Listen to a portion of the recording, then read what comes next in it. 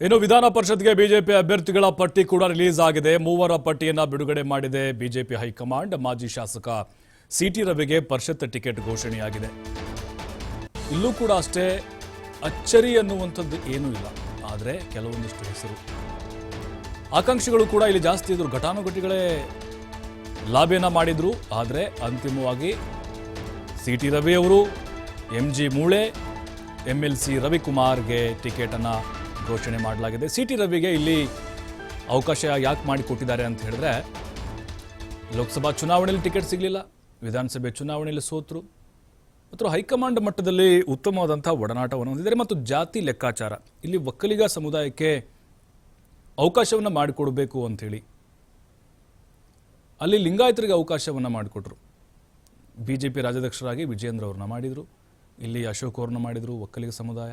But ಇಲ್ಲೂ ಕೂಡ ಒಕ್ಕಲಿಗರಿಗೆ ಅವಕಾಶ ಕೊಟ್ಟು ಆ ಒಂದು ಸಮುದಾಯವನ್ನು ತನ್ನ ಕಡೆಗೆ ಸೆಳೆದುಕೊಳ್ಳುವಂಥ ಒಂದು ಪ್ಲ್ಯಾನ್ ಅಷ್ಟೇ ಇದು.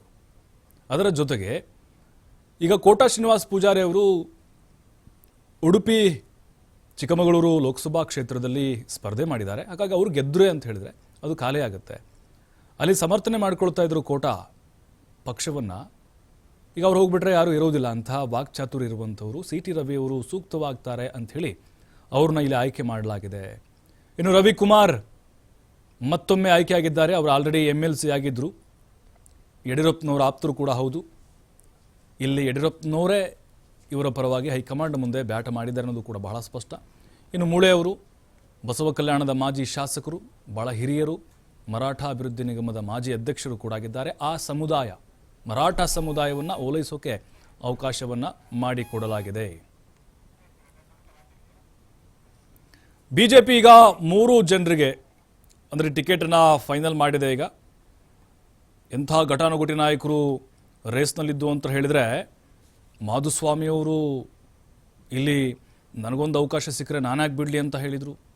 ನಳಿನ್ ಕುಮಾರ್ ಕಟೀಲ್ ಆಗಿರ್ಬೋದು, ಸುನೀಲ್ ವಲ್ಕ್ಯಾಪುರಿ ಆಗಿರ್ಬೋದು, ಸಾಕಷ್ಟು ಜನರು ಆಕಾಂಕ್ಷಿಗಳಿದ್ದರು.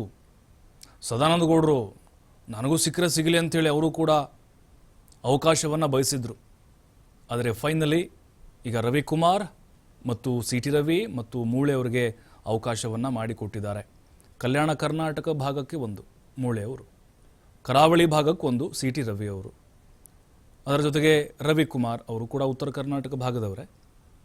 ಇಲ್ಲಿ ಜಾತಿ ಲೆಕ್ಕಾಚಾರವೂ ಕೂಡ ವರ್ಕೌಟ್ ಆಗಿದೆ ಅಂತ ಅನಿಸ್ತಾ ಇದೆ. ಅಂದರೆ ಜಾತಿ ಲೆಕ್ಕಾಚಾರದ ಹಿನ್ನೆಲೆಯಲ್ಲಿ ಸಿಟಿ ರವಿ ಒಕ್ಕಲಿಗರು, ಮೂಳೆಯವರು ಮರಾಠ ಸಮುದಾಯಕ್ಕೆ ಸೇರಿದಂಥವರು, ರವಿಕುಮಾರ್ ಜಂಗಮ ವಂಶಕ್ಕೆ ಸೇರಿದಂಥ, ಅಂದರೆ ಆ ಒಂದು ಸಮುದಾಯಕ್ಕೆ ಸೇರಿದಂಥವ್ರು. ಹೀಗಾಗಿ ಜಾತಿ ಲೆಕ್ಕಾಚಾರ ಪ್ಲಸ್ ಪ್ರಾದೇಶಿಕವಾರು ಕೂಡ ಅವಕಾಶವನ್ನು ಮಾಡಿಕೊಟ್ಟಿದ್ದಾರೆ.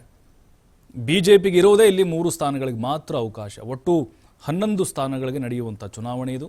13ನೇ ತಾರೀಕು ನಡೆಯುತ್ತೆ. ಕಾಂಗ್ರೆಸ್ಗೆ ಸಲೀಸಾಗಿ ಬಂದುಬಿಡುತ್ತೆ. ಶಾಸಕರ ಸಂಖ್ಯೆ ಜಾಸ್ತಿ ಇದೆ. ಬಟ್ ಇಲ್ಲಿ ಕಾಂಗ್ರೆಸ್ ತನ್ನ ಸ್ಥಾನಗಳನ್ನು ಜಾಸ್ತಿ ಮಾಡಿಕೊಳ್ತಾ ಇದೆ ವಿಧಾನ ಪರಿಷತ್ನಲ್ಲಿ. ಬಟ್ BJPಯವ್ರಿಗೆ ಇಲ್ಲಿ ಸಂಖ್ಯೆಗಳು ಕಡಿಮೆ ಆಗ್ತಿದೆ. ಯಾಕೆಂತ ಹೇಳಿದ್ರೆ ಅವರ MLAಗಳು ಕಡಿಮೆ ಇದ್ದಾರೆ, 66. JDSಗೆ 1 ಹೋಗುತ್ತೆ. ನಾಳೆ ನಾಮಪತ್ರ ಸಲ್ಲಿಕೆ ಮಾಡಲಿಕ್ಕೆ ಅವಕಾಶ ಕೊನೆ ದಿನ. ಹಾಗಾಗಿ ಇವತ್ತು ಅಂತಿಮವಾಗಿ ಪಟ್ಟಿಯನ್ನು ಪ್ರಕಟ ಮಾಡಿದ್ದಾರೆ. ಆಕಾಂಕ್ಷಿಗಳ ದಂಡು ಕೂಡ ಇತ್ತು. ಬಟ್ ಇಲ್ಲಿ MLC ಈ ಚುನಾವಣೆ ಅಂತ ಬಂದಾಗ ಅಸಮಾಧಾನಗಳು ಸಣ್ಣ ಪುಟ್ಟ ಇರ್ತವೆ. ಬಟ್ ಅವೆಲ್ಲ ಸ್ಫೋಟ ಆಗೋದಿಲ್ಲ ಲೋಕಸಭೆ ಮತ್ತು ವಿಧಾನಸಭೆ ಚುನಾವಣೆ ಹಾಗೆ.